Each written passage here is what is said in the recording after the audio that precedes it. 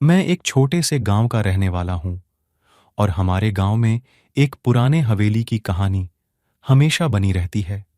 हवेली का माहौल रहस्यमय है और लोग कहते हैं कि रात्रि के समय वहां कुछ अजीब अजीब आवाजें सुनाई देती हैं। एक दिन मेरे दोस्तों ने मुझे रात्रि में हवेली में घूमने के लिए बुलाया। हम दिन भर के खेतों में खेलने के बाद रात के समय हवेली की ओर बढ़े। हवेली के दरवाजे धीरे धीरे खुले और हम अंदर गए।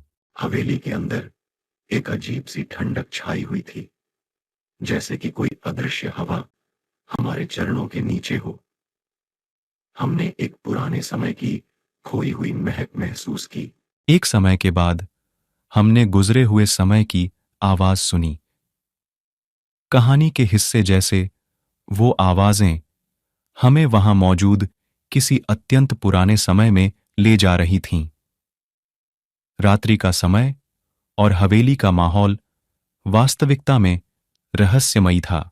हमने धीरे धीरे उजागर होते हुए देखा कि एक पुरानी महिला वहां हमें इंतजार कर रही थी।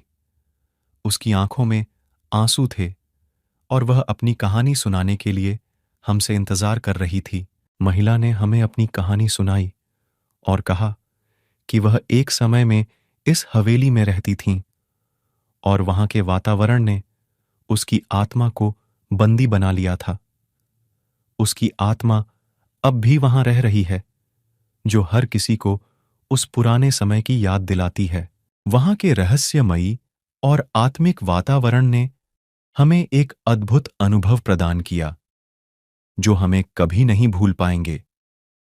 हवेली की आत्मिक भूतियां, सुन्नता और उसमें बसे रहस्यों ने हमें रात्रि की एक अद्वितीय यात्रा दिलाई। ऐसी और अधिक जानकारी के लिए हमारे चैनल को सब्सक्राइब करें। धन्यवाद।